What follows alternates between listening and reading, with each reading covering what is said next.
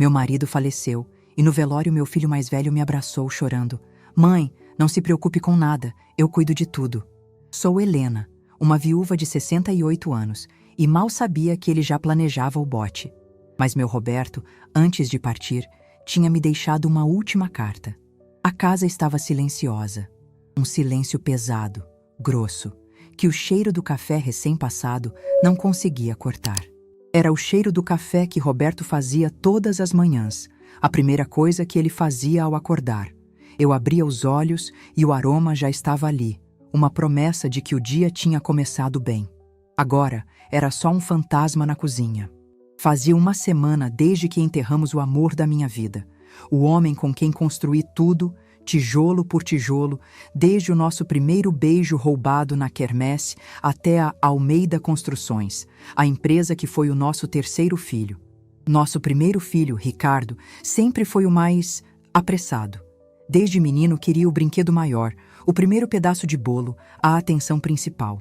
Roberto, com sua paciência de santo, dizia que era espírito de liderança. Eu, no meu íntimo, chamava de pressa para ser dono do que ainda não era seu. A nossa filha, Lúcia, era o oposto. Tinha a calma do pai e a minha capacidade de observar. Ela me ligava 3, 4 vezes por dia. Mãe, a senhora comeu? Quer que eu passe aí para te fazer companhia? Ricardo ligou uma vez só, no dia seguinte ao enterro. Disse que estava resolvendo as coisas e que passaria em casa durante a semana para colocar tudo em ordem. A dor do luto é uma névoa. A gente não pensa direito. Os dias se misturam. A comida não tem gosto. Eu estava sentada na poltrona dele, com o chale dele sobre os ombros, tentando encontrar um pouco do seu cheiro, quando a campainha tocou. Era Ricardo. Não veio de mãos abanando, nem com o olhar de consolo que um filho deveria dar a uma mãe em meu estado. Ele carregava uma pasta de couro preta, igual a que Roberto usava nas reuniões importantes. Mãe, que bom que a senhora está de pé, ele disse, entrando sem que eu precisasse convidar. Depositou um beijo rápido e seco na minha testa. Não temos muito tempo. Preciso resolver umas pendências da empresa e preciso da sua ajuda. Eu ainda estava processando o cheiro do perfume caro dele, tão diferente do cheiro de sabonete e suor honesto do pai, quando ele abriu a pasta sobre a mesa de centro, afastando as minhas revistas de palavras cruzadas. Dentro, uma pilha de papéis com selos, carimbos e uma linguagem que parecia de outro mundo. O advogado da empresa, o Dr. Monteiro, preparou tudo. É só uma formalidade, mãe. Com a morte do pai, a empresa ficou vulnerável, ele explicou, a voz baixa e séria, como se estivesse me contando um segredo de Estado. Para proteger o nosso patrimônio e garantir que os funcionários recebam, a gente precisa transferir a administração principal para o meu nome. É urgente. Meu cérebro tentava acompanhar. Patrimônio, funcionários, urgente. As palavras flutuavam na névoa da minha dor. Eu olhava para os papéis e via apenas um amontoado de letras pretas. Olhava para o meu filho e via um estranho. Onde estava aquele menino que me abraçou no cemitério, prometendo cuidar de mim? Aquele abraço parecia agora o abraço de uma jiboia, apertando antes de dar o bote. Mas, meu filho, por que a pressa? Seu pai mau. Minha voz saiu fraca, um fiapo. É por causa dele mesmo, mãe. Ele me cortou, com uma falsa paciência que feria mais do que um grito. O pai não ia querer ver o trabalho da vida dele parado, correndo risco. O Dr. Monteiro disse que, se não fizermos isso logo, as contas podem ser bloqueadas, os projetos param. É um procedimento padrão.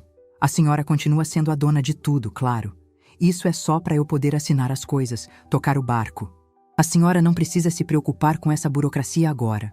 Ele tirou uma caneta tinteiro da pasta, uma caneta cara, que eu nunca tinha visto antes.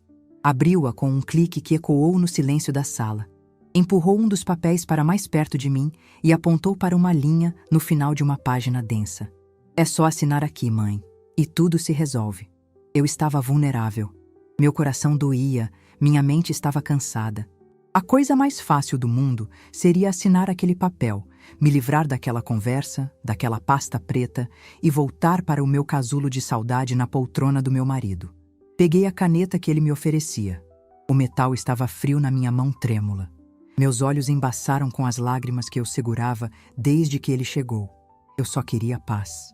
Mas então, enquanto meu olhar se fixava na linha pontilhada, uma imagem clara como o sol do meio-dia surgiu na minha mente. Roberto, uns 3 meses antes de adoecer de vez. Estávamos na varanda, tomando nosso vinho do fim de tarde. Ele estava mais quieto que o normal. De repente, ele se virou para mim, os olhos sérios, e me entregou um envelope pardo, lacrado. Helena, meu amor, ele disse, a voz firme. Guarde isto, é para você, só para você. Quero que me prometa que só vai abrir se um dia sentir que estão tentando passar por cima de você ou te fazer de boba. Você é mais forte e mais esperta do que muita gente pensa, principalmente do que você mesma pensa. Confie no seu coração, mas se ele estiver em dúvida, confie neste papel. Eu guardei a carta na minha caixa de costura, debaixo dos carretéis de linha e das agulhas, e quase me esqueci dela. Até aquele exato momento. A lembrança das palavras dele foi como um balde de água gelada. Se sentir que estão tentando passar por cima de você. Parei. A ponta da caneta ficou a 1 centímetro do papel. Levantei os olhos e encarei Ricardo.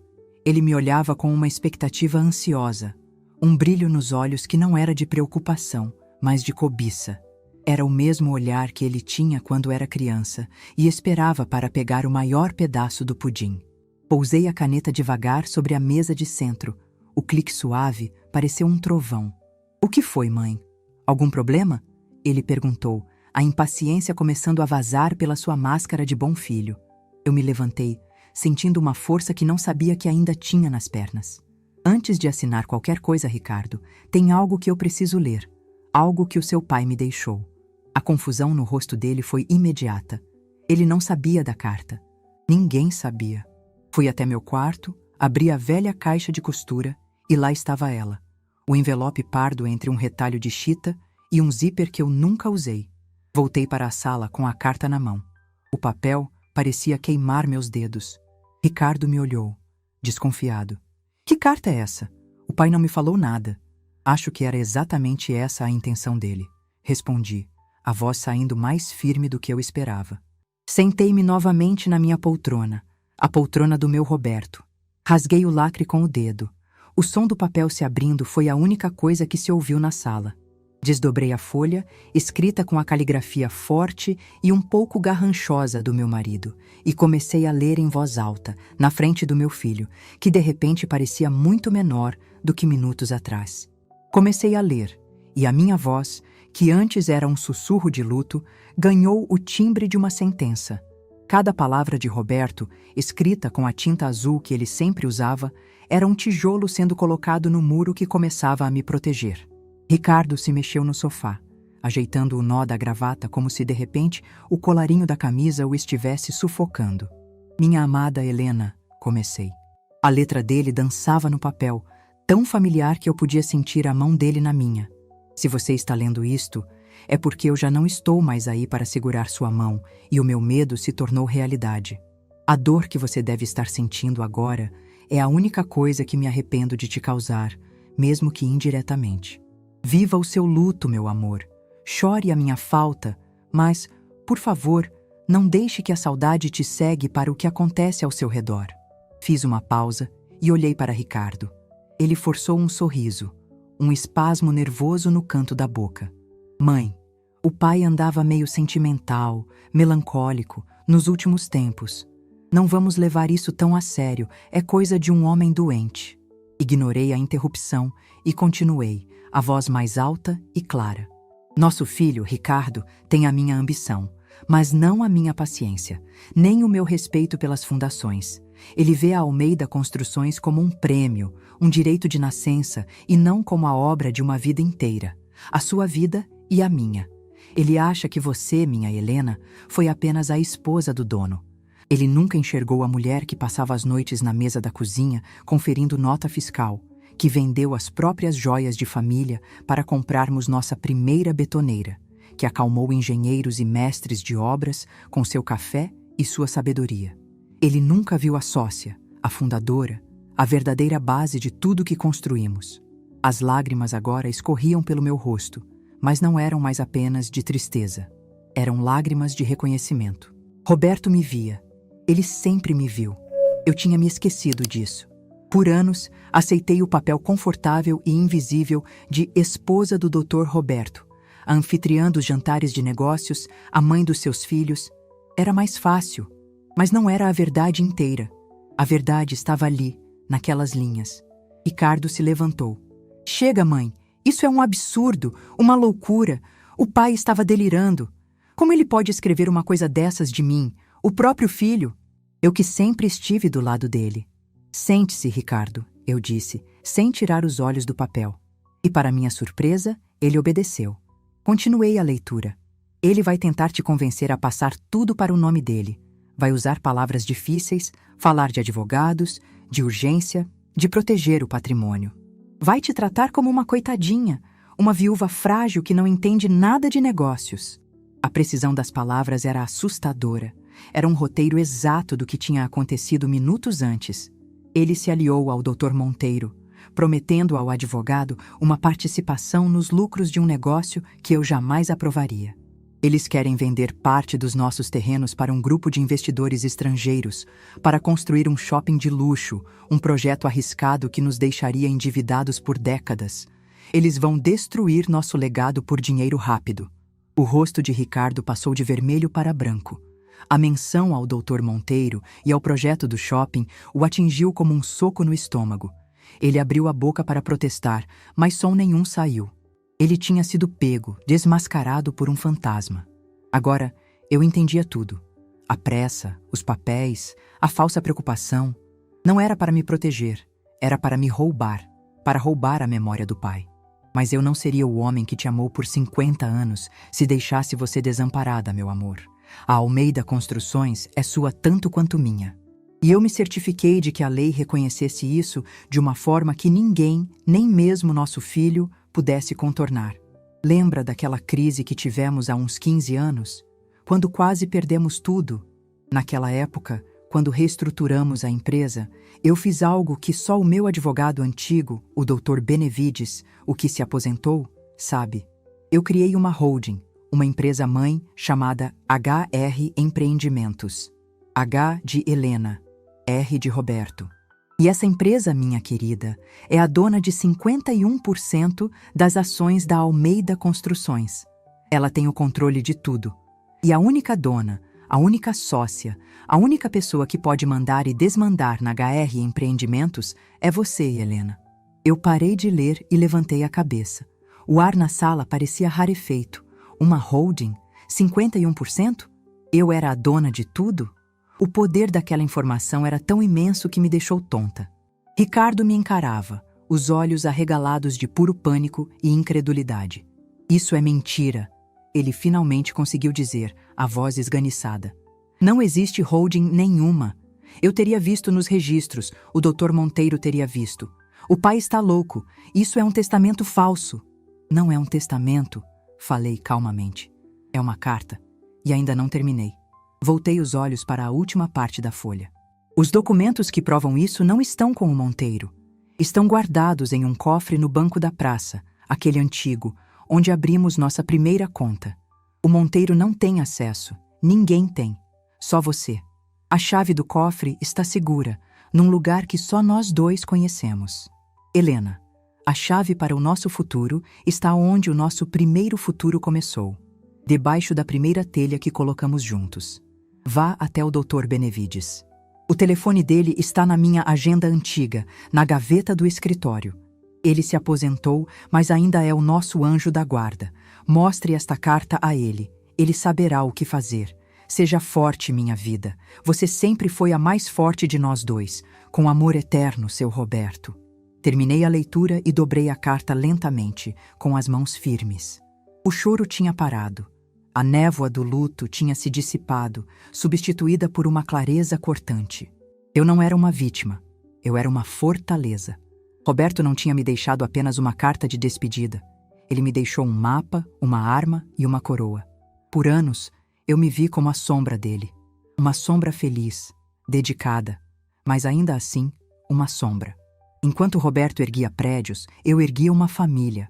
Enquanto ele lidava com os tubarões do mercado, eu lidava com as febres, os deveres de casa, os corações partidos dos nossos filhos. Eu achava que eram tarefas menores, coisas de mulher. Que tola eu fui! Manter um lar em pé, criar 2 seres humanos, administrar a paz e a logística de uma família é um trabalho de engenharia tão complexo quanto construir uma ponte. E eu fiz isso, enquanto nos bastidores também era o alicerce silencioso da empresa dele, da nossa empresa. Mãe, isso é ridículo. Ricardo tentava retomar o controle, mas sua voz tremia. Onde o nosso primeiro futuro começou? Que palhaçada é essa? O pai pirou de vez. Vamos ser práticos. Esqueça essa carta. Assine os papéis. Eu resolvo tudo. Eu te dou uma mesada gorda, a melhor que o dinheiro pode comprar. A senhora não vai precisar se preocupar com nada, nunca mais. Mesada. A palavra caiu como um insulto. Ele queria me comprar com meu próprio dinheiro. Queria me colocar numa prateleira dourada, uma velhinha decorativa, enquanto ele liquidava nosso império. E foi aí que o estalo veio. A primeira telha que colocamos juntos. Não era uma metáfora. Roberto era um homem prático, um construtor. Ele falava de coisas concretas. Meus olhos correram pela sala e pousaram na estante da sala de estar. Lá, entre os porta-retratos e os bibelôs, estava a maquete da primeira casa que a Almeida Construções projetou e construiu. Uma casinha de campo, simples, que fizemos para um casal de amigos. Roberto e eu ficamos tão orgulhosos daquele projeto, o nosso Marco Zero, que ele mandou fazer uma maquete em miniatura perfeita. Lembro de nós dois, rindo como crianças, colando a última telha em miniatura no pequeno telhado de madeira.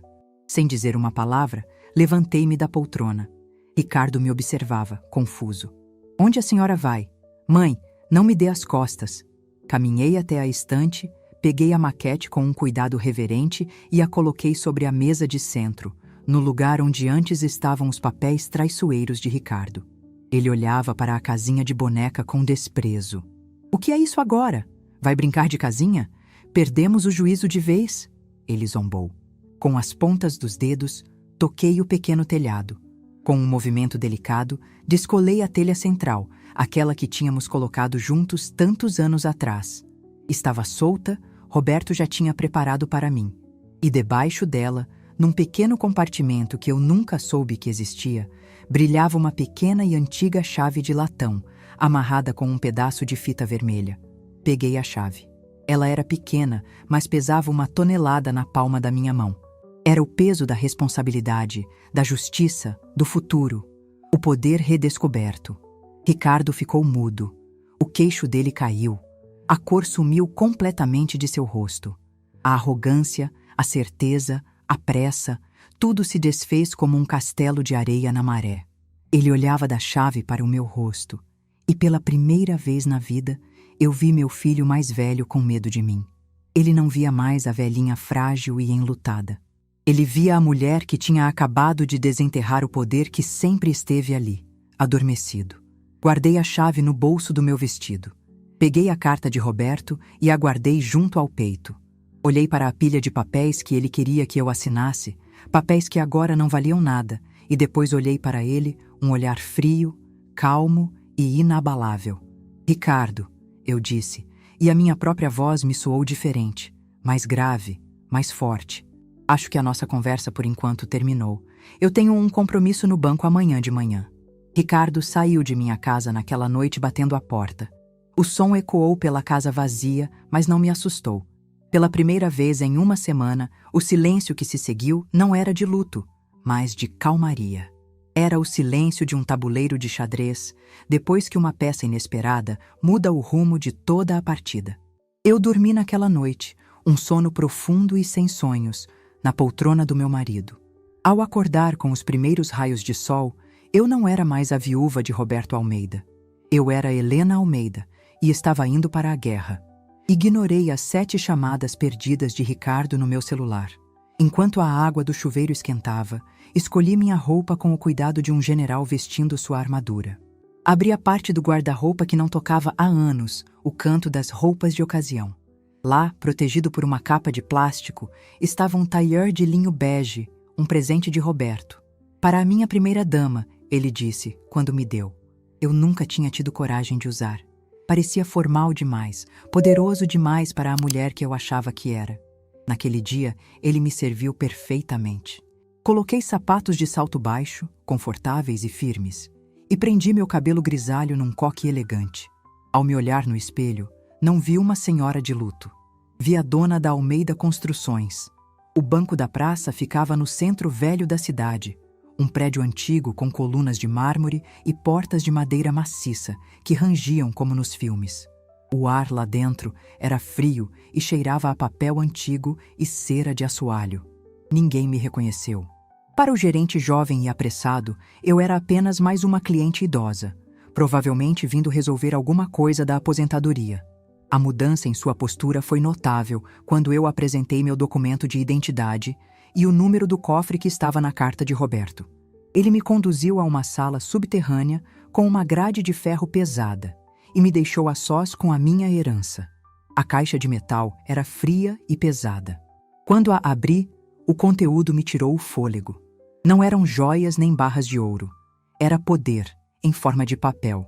Lá estava o contrato social da HR Empreendimentos, com a minha assinatura ao lado da de Roberto, datada de 15 anos atrás. Eu me lembrava vagamente daquele dia, Roberto me dizendo que era uma reorganização para proteger a família. E eu, confiando nele, assinei onde ele apontou. Junto estavam os certificados de ações, declarando que a HR Empreendimentos era proprietária de 51% da Almeida Construções. Estava tudo ali, registrado, autenticado, inquestionável. Roberto não tinha deixado pontas soltas.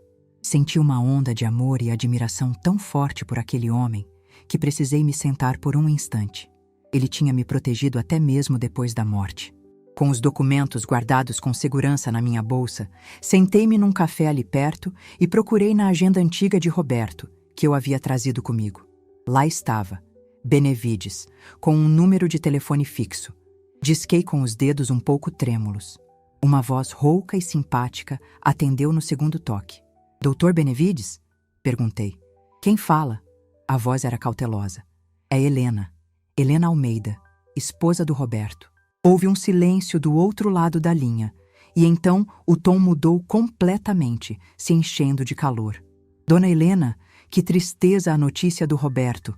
Meus pêsames. Foi um dos homens mais íntegros que já conheci. Em que posso ajudá-la? Para a senhora, eu largo a minha pescaria a qualquer hora.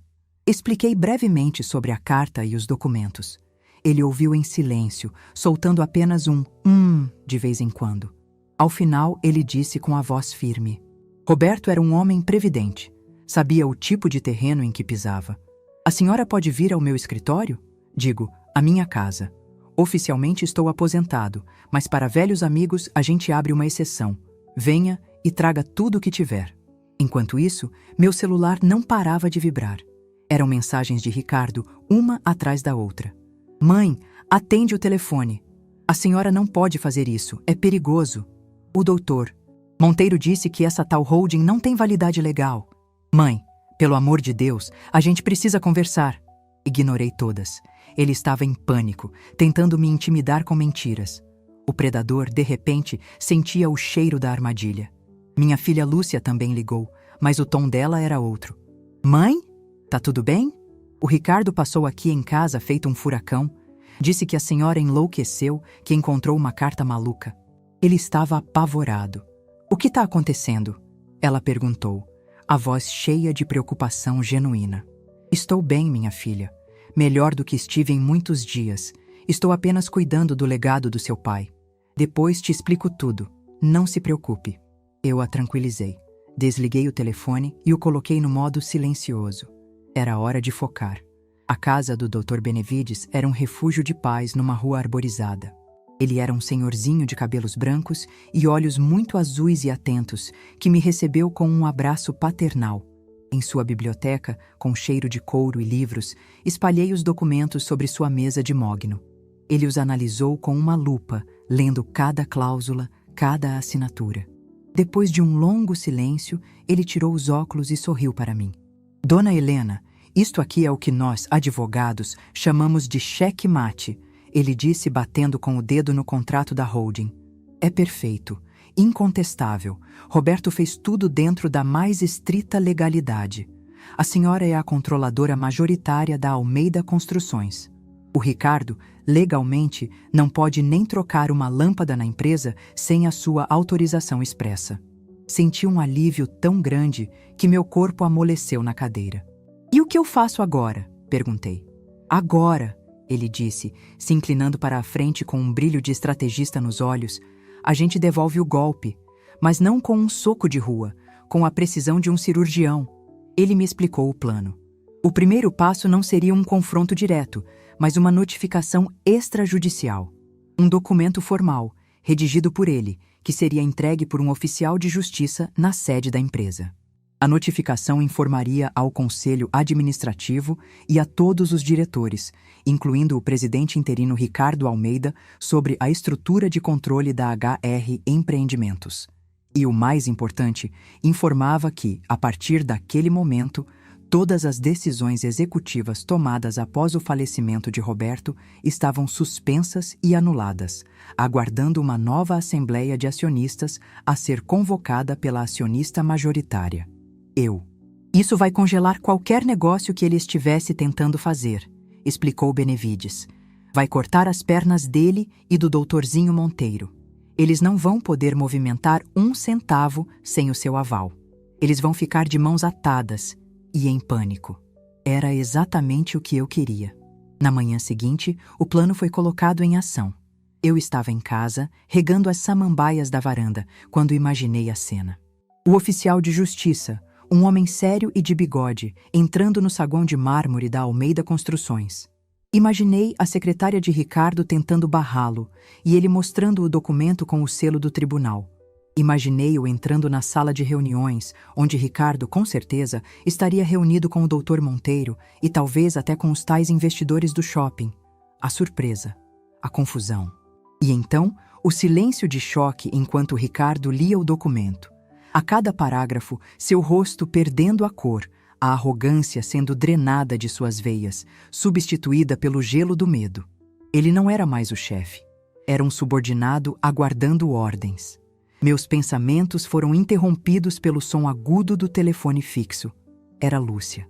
Mãe, o Ricardo me ligou aos berros. Ele disse que a senhora mandou um advogado na empresa que parou tudo. Que vai quebrar a empresa. Ele está descontrolado. Disse que a senhora está sendo manipulada por um advogado gagá. Eu não estou sendo manipulada, minha filha. Pela primeira vez em muito tempo, eu estou no comando. Fique calma. Tudo vai se resolver, eu disse, com uma serenidade que surpreendeu a mim mesma. No dia seguinte, executei a segunda parte do plano de Benevides. Vesti o mesmo tailleur bege, a minha armadura, e dirigi o carro antigo de Roberto até a sede da empresa.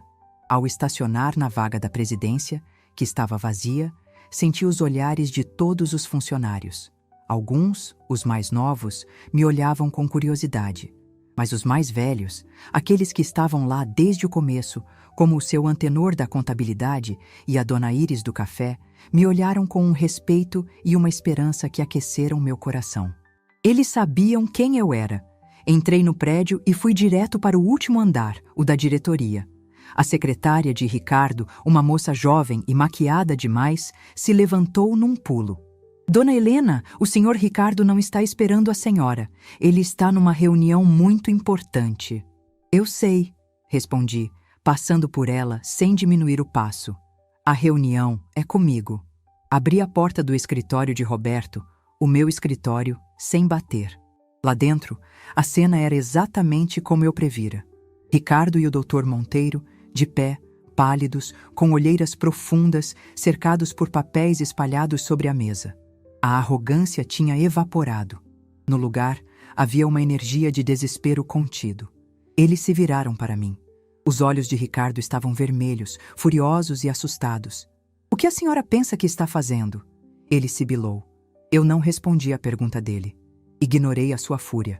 Caminhei lentamente pelo escritório, o som dos meus saltos ecoando no silêncio tenso. Passei a mão pela madeira escura da estante de livros, senti o couro da poltrona onde meu marido se sentou por tantos anos. Aquele lugar era meu. Aquele legado era meu. Fui até a grande mesa de Jacarandá, o centro do poder daquela empresa. Ricardo e Monteiro recuaram um passo, como se a mesa fosse um altar e eu, a sua verdadeira divindade. Coloquei minha bolsa sobre a madeira polida. O som foi suave, mas pareceu um decreto. Virei-me para eles, que me olhavam como se eu fosse uma aparição. Meu olhar era calmo, meu rosto, uma máscara de serenidade. A hora do grito e da raiva já tinha passado. Agora era a hora do poder. Doutor Monteiro, Ricardo, bom dia, eu disse, a voz nivelada, sem emoção. Eu gostaria de ver o balanço financeiro dos últimos 6 meses. E uma xícara de café, por favor, sem açúcar. O silêncio que se instalou no escritório era tão denso que eu podia sentir o peso dele nos meus ombros. Ricardo e o Dr. Monteiro me encaravam como se eu tivesse acabado de descer de uma nave espacial. A minha simples ordem, um pedido de café e de relatórios, tinha quebrado a espinha da arrogância deles. Vi nos olhos do advogado a engrenagem do cérebro dele girando, buscando um artigo de lei, uma brecha, uma forma de me desarmar. Vi nos olhos do meu filho a pura e simples incredulidade de quem vê o mundo virar de cabeça para baixo. Foi Monteiro quem quebrou o silêncio, forçando uma tosse para limpar a garganta. Dona Helena, com todo o respeito, a senhora está em um estado de fragilidade emocional. Essas ações, essa tomada de posição, podem ser legalmente interpretadas como atos de uma pessoa incapaz de gerir seus próprios bens, influenciada por terceiros. Podemos ter que tomar medidas para proteger o seu patrimônio da senhora mesma. A ameaça era velada, mas clara. Ele estava me chamando de louca, incompetente. Estava ameaçando me interditar. Anos atrás, isso teria me apavorado, teria me feito recuar, duvidar de mim mesma, pedir desculpas. Mas a Helena, que estava sentada ali, na cadeira de Roberto, não era mais aquela mulher. Eu dei um gole lento no café que a secretária, trêmula, tinha trazido para mim. O gosto amargo e quente me ancorou, me deu foco. Coloquei a xícara no pires com um estalo suave e olhei para o advogado. Doutor Monteiro, comecei, a voz tranquila como a superfície de um lago antes da tempestade. A única coisa frágil nesta sala é a sua posição legal. E a sua ética. O senhor usou de sua posição para tentar induzir uma viúva, sua cliente, a ceder o patrimônio dela, agindo em conluio com o filho dela. Isso tem um nome, não tem? E eu tenho uma carta, assinada pelo fundador desta empresa, que serve como uma excelente prova. O senhor acha mesmo que um juiz vai me considerar incapaz? O rosto do Dr. Monteiro se tornou uma máscara de cera. Ele sabia que eu o tinha encurralado. Foi a vez de Ricardo tentar outra tática. A chantagem emocional. Ele se aproximou da mesa, as mãos espalmadas sobre a madeira, o rosto contorcido numa expressão de mágoa. Mãe, como a senhora pode fazer isso? Comigo, seu filho? Depois de tudo que eu fiz pela empresa? O pai confiaria em mim. A senhora está destruindo a nossa família por causa de um papel velho e do conselho de um advogado que deveria estar jogando bocha. A dor na voz dele talvez fosse até real, mas não era a dor de um filho traído. Era a dor de uma criança mimada que teve o brinquedo tirado da mão. A família, Ricardo, respondi, olhando fundo nos olhos dele. A gente honra com verdade e respeito, e você não demonstrou nenhum dos dois, nem pela minha dor, nem pela memória do seu pai. Você não queria cuidar do legado dele, queria vendê-lo em pedaços. E quanto ao doutor? Benevides, a idade só trouxe a ele mais sabedoria, algo que, pelo visto, não acontece com todo mundo. Minha calma era a arma mais poderosa. Eles esperavam gritos, choro, histeria. Eu lhes dava sentenças curtas e afiadas como navalha. Desarmados de suas táticas de intimidação, eles foram forçados a obedecer à minha primeira ordem. Ricardo, bufando de raiva, pegou o telefone e ligou para a contabilidade. Antenor, traga os balanços dos últimos 6 meses para a sala da presidência. Agora. Poucos minutos depois, o seu Antenor, um senhor que trabalhava conosco desde o primeiro galpão, entrou na sala. Ele carregava uma pilha de pastas com a solenidade de quem carrega um artefato sagrado. Seus olhos encontraram os meus por um segundo, e eu vi neles um brilho de alívio, de lealdade.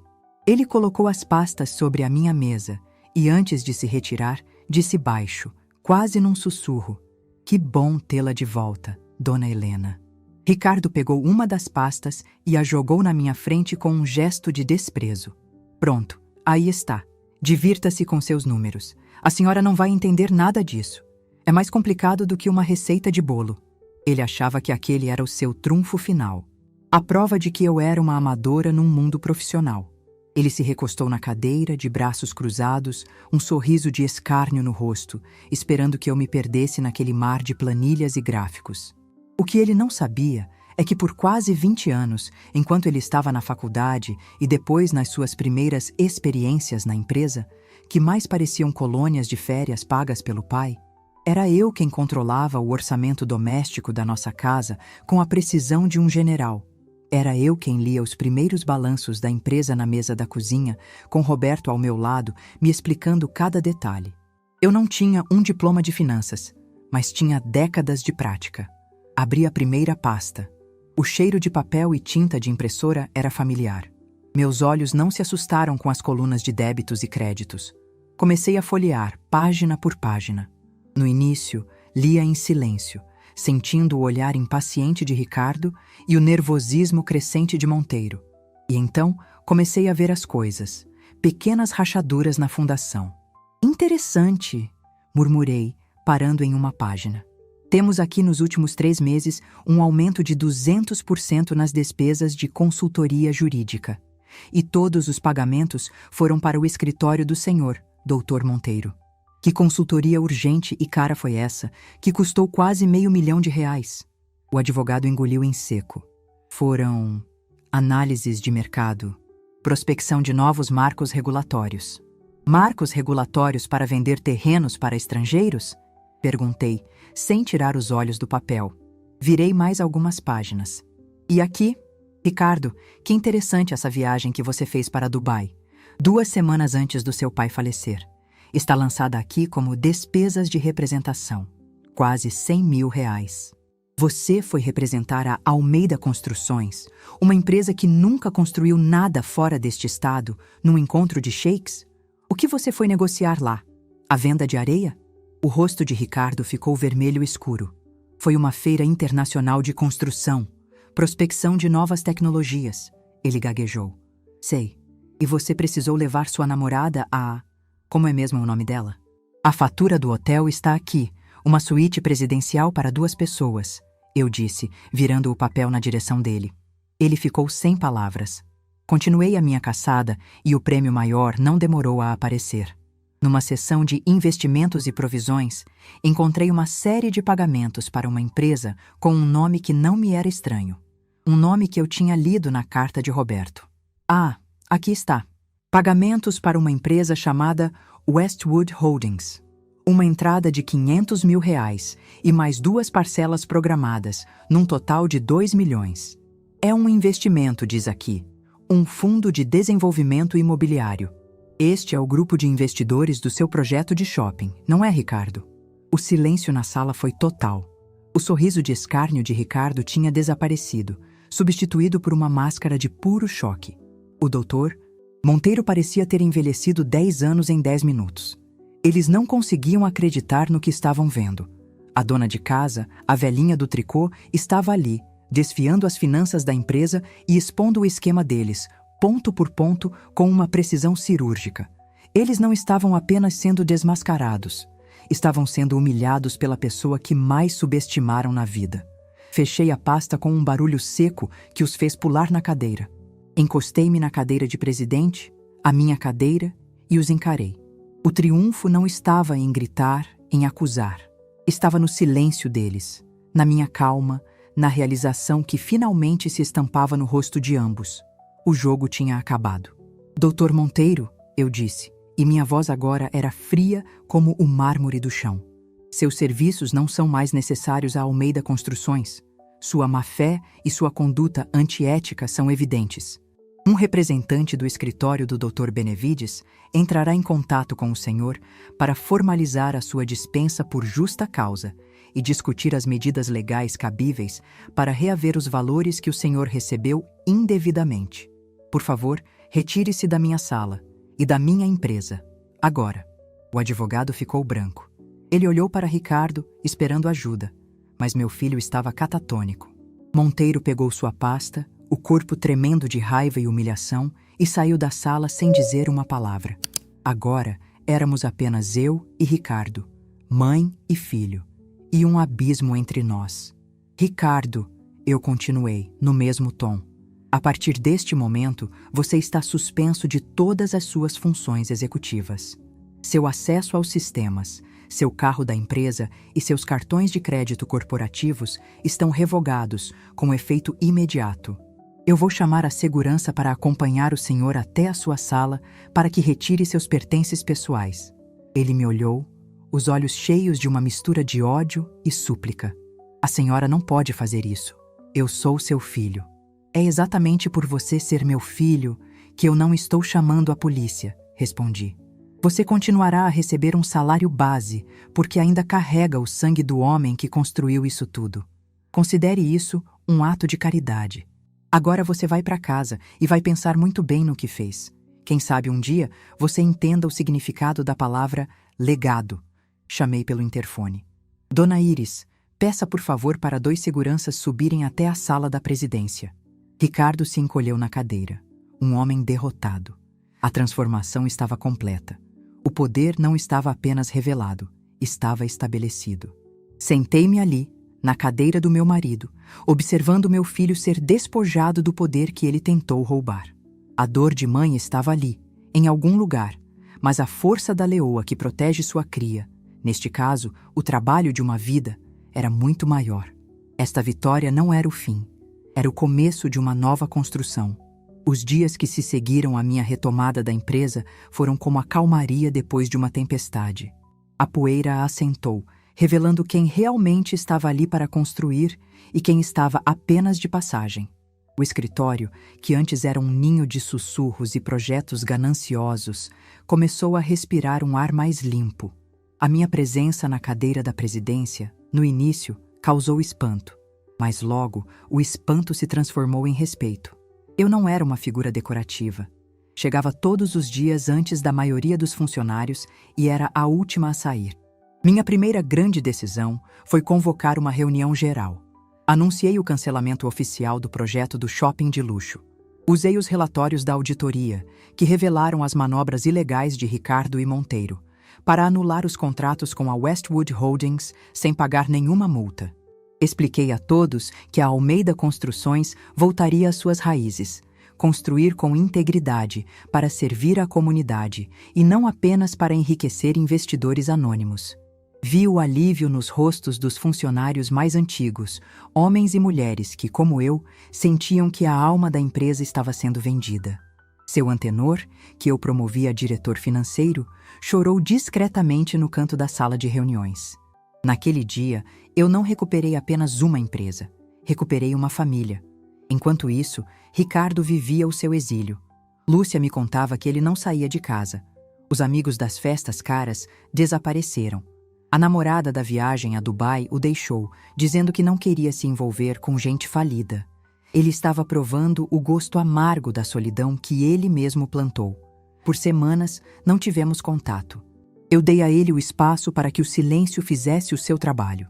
Às vezes, o castigo mais duro não é a punição, mas o espelho. Foi numa tarde de domingo que ele apareceu na minha porta. Estava mais magro, com olheiras e vestindo roupas simples que eu não via nele há anos. Não havia arrogância em sua postura, apenas um cansaço profundo. Ele não tentou entrar. Ficou ali, na soleira, como um estranho. Mãe, ele começou, a voz rouca. Eu queria pedir perdão. Não pelo dinheiro, não pela empresa. Queria pedir perdão por não ter te visto, por ter olhado para a senhora e ter visto só uma velhinha, por não ter respeitado a sua dor, por ter desonrado o pai. Eu fui um tolo e um filho horrível. As lágrimas escorriam pelo rosto dele, lágrimas que desta vez eu sabia que eram verdadeiras. Meu coração de mãe, que eu pensei estar endurecido, se moveu. Mas a sabedoria recém-descoberta me impediu de simplesmente abrir os braços e esquecer tudo. A cura precisava de mais do que um pedido de desculpas. O perdão, meu filho, não é uma porta que se abre de uma vez. Eu disse, a voz suave, mas firme. É um caminho que a gente constrói, passo a passo, com atitudes, não só com palavras. Na semana seguinte, ofereci a ele um emprego, não na diretoria. Ofereci a ele o cargo de assistente de almoxarifado na nossa maior obra em andamento. O salário era o piso da categoria. O trabalho era duro, debaixo de sol e poeira. Ele olhou para mim, chocado. E então, para minha surpresa, ele aceitou. Começava ali a sua reconstrução. Com a empresa estabilizada, eu pude finalmente olhar para o futuro. O legado de Roberto não era apenas sobre os prédios que ele construiu, mas sobre o espírito com que ele os construiu. Reuni a nova diretoria e apresentei meu projeto. No lugar onde seria o shopping, iríamos construir o conjunto residencial Roberto Almeida.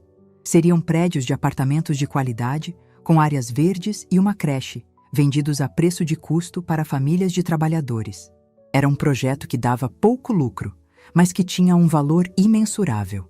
O entusiasmo foi unânime. A alma da Almeida Construções estava de volta. Às vezes, à noite, eu me sento na varanda com uma xícara de chá e olho para as luzes da cidade. Tantos daqueles pontos de luz vieram do nosso trabalho. Eu penso na minha jornada, na mulher que eu era, invisível até para si mesma, vivendo na sombra de um grande homem. Eu o amava e ainda o amo, mas entendo agora que a sombra não era projetada por ele, mas por mim. Eu aceitei aquele lugar porque achava que era o meu. Eu estava errada. A gente passa a vida achando que a força está no barulho, no grito, na porta batida.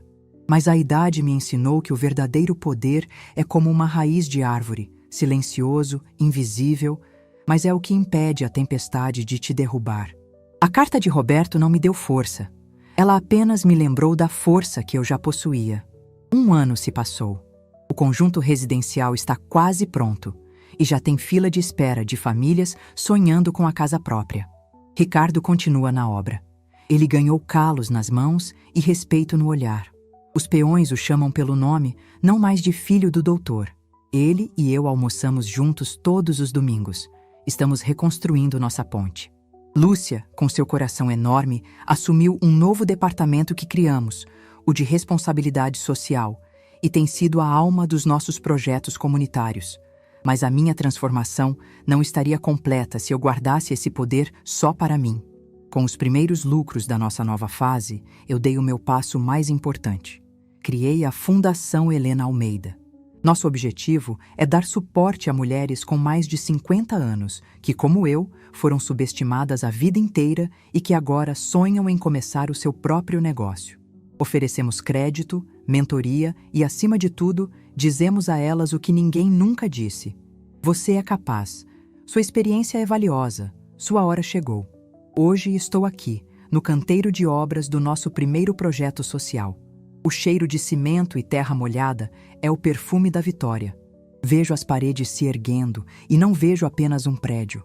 Vejo esperança, vejo justiça, vejo um futuro. Não sou mais apenas a guardiã do legado do meu marido. Com as mesmas mãos que um dia eu usei para embalar meus filhos e fazer o café da manhã, hoje eu sou a arquiteta do meu próprio destino. E este novo prédio, esta nova história, é apenas a fundação.